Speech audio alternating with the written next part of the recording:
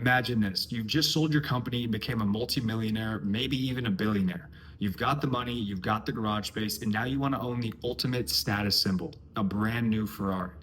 You walk into a dealership ready to hand over the checkbook only to be told no. Not because you can't afford it, not because you're not rich enough, but because Ferrari literally won't let you buy it. Sounds unbelievable, right? But this is the reality of Ferrari's world, a world where money simply isn't enough. Today, we're pulling back the curtain on Ferrari's ultra exclusive allocation process, and trust me, it's harder to get a new Ferrari than it is to get into Harvard. Let's start with the basics. Ferrari doesn't just sell cars to anybody who walks in with a checkbook. To even be considered for an allocation, which is industry speak for basically the right to purchase or customize a new car and have it delivered to you, you need to prove your worth to the brand. And I'm not just talking about credit score or being able to afford it. Ferrari wants loyalty. They want to see that you're not just a casual buyer, but a true Ferrari enthusiast. And how do you prove that? Not just by liking cars, not just by being a car enthusiast, not just by wanting the status symbol, but by buying multiple Ferraris. And we'll dive into that later. Attending our exclusive events and essentially becoming a part of the Ferrari family and inner circle. Here's how it works. If you're a first-time buyer, your options are pretty limited. Ferrari might let you buy an entry-level model, which is currently the Roma or Portofino, which sit around $200,000. But even then, you're not even guaranteed to get one of the low-level models. Dealers often have waiting lists, and they prioritize customers who have a history with the brand. So if you're new to Ferrari, you're at a massive disadvantage.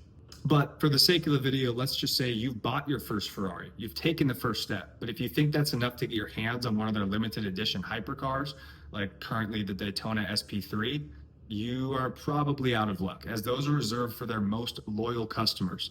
And by loyal, I mean people who have bought multiple Ferraris over the years. We're talking 5, 10, sometimes even 20 cars.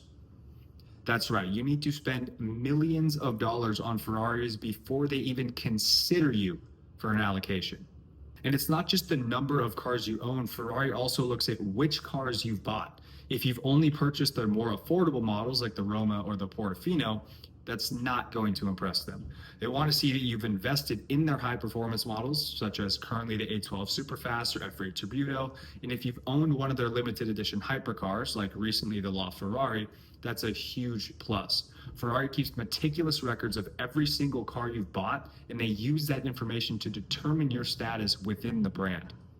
But it gets even more exclusive. Let's say you've bought 10 Ferraris over the last 5 years. You have a warehouse full of them because you can't store them all in your garage at home, and you're ready to take the next step and try to get your hands on one of their limited edition models like the Daytona SP3. Well, there's only 599 of those in the world reserved for their most special clients. So here's where the allocation process becomes almost like a secret society.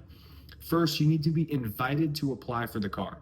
So even if you've bought 10 over the last few years and you walk into a dealership, you can't just ask for one. You're going to be told no. Ferrari handpicks who gets to apply. And if you're not on their radar as a top customer, you're out of luck. If you're lucky enough to get an invitation, the next step is the application process. And this isn't just filling out a form. Ferrari wants to know everything about you. How long have you been an owner? What models do you have? Do you attend their exclusive events? Do you track your cars? Or are they just sitting in a garage collecting dust? Ferrari wants to see that you're not just a collector, but a true enthusiast who lives and breathes the brand and treats their cars and drives their cars how they are supposed to be driven. And here's where it gets pretty intense. Ferrari has been known to regularly conduct background checks on potential buyers. They look into your social media, your public image, any articles you have on you, even your driving record. And if they find out that you've flipped a Ferrari for profit in the past, you are most likely blacklisted from the company for good. Ferrari hates when people buy their cars and just resell them quickly at a higher price, and they have fully blacklisted customers for doing so. They want to see that you're in it for the long haul, not just to make a quick buck. But let's just say you've made it through the application process and you got your allocation approved. Don't celebrate yet. It doesn't end there. When you buy one of their limited edition models, you're often required to sign a contract stating that you won't sell the car for a period of time, usually about 2 to 3 years. And even after that, Ferrari keeps a close eye on the market. And if they find out that you're flipping your car for profit, you are blacklisted from future allocations. It's a risky game, but it's part of it, and Ferrari holds all the cards. One famous example is Floyd Mayweather, who bought a Ferrari, turned around, sold it, and was then blacklisted from the company from buying any new cars. So, what does it take to get an allocation for one of Ferrari's most exclusive cars? In short, it takes years of loyalty, millions of dollars, a deep connection to the brand, owning multiple Ferraris, attending all of their exclusive events, and proving that you're not just a buyer, but a true Ferrari enthusiast. And even then, there's no guarantee.